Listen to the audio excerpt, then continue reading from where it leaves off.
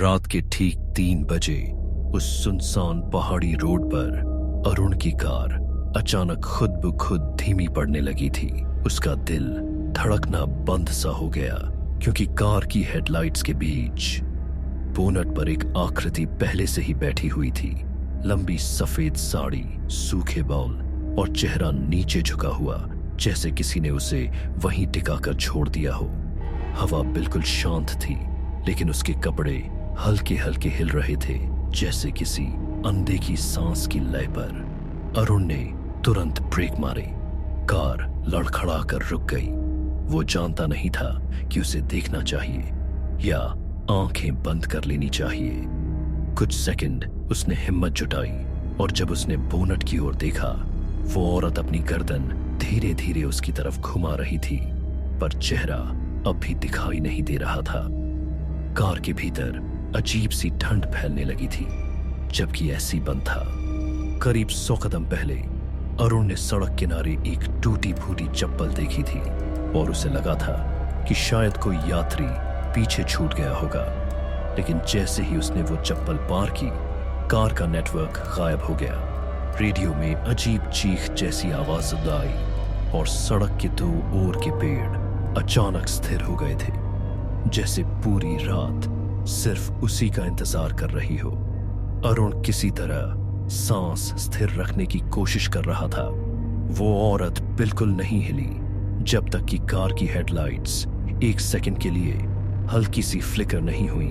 उसी एक झपक में वो अब बोनट पर नहीं थी, वो कार की विंडशील्ड के ठीक सामने खड़ी थी, चेहरा कांच से सिर्फ आधा इंच दूर। उसकी आंखें काली नहीं बल्कि पूरी तरह खाली थीं, जैसे किसी ने आंखें मिटा दी हों। अरुण ने डरते हुए गियर डाला, लेकिन कार ने एक्सीलेटर का जवाब ही नहीं दिया, जैसे किसी अदृश्य वजन ने उसे जकड़ लिया हो। धीरे धीरे हवा में मिट्टी की बदबू फैलने लगी और फिर अरुण को वो कहानी याद आई। 3 साल पहले इसी मोड़ के पास एक महिला की मौत हुई थी, जिसे रात के अंधेरे में किसी अज्ञात चीज ने घसीट लिया था। पुलिस को उसकी लाश नहीं मिली, सिर्फ उसकी सफेद साड़ी का एक हिस्सा सड़क पर अटका मिला था। तब से लोग कहते थे कि वो किसी कार के बोनट पर बैठकर लिफ्ट मांगती है, पर चेहरा कभी नहीं दिखाती। हेडलाइट्स दोबारा झपकी और इस बार वो गायब थी, लेकिन कांच पर एक फीका गीला हाथ का निशान छूट गया था, जो धीरे धीरे कार के अंदर की ओर खिसकता हुआ दिख रहा था। अरुण ने कांपते हुए सारी ताकत लगाकर कार को स्टार्ट किया। इंजन एक बार खांसकर चालू हो गया। उसने बिना पीछे देखे एक्सीलेटर दबाया। कार हवा की तरह दौड़ी, लेकिन उसकी साइड मिरर में एक आखिरी झलक दिखी।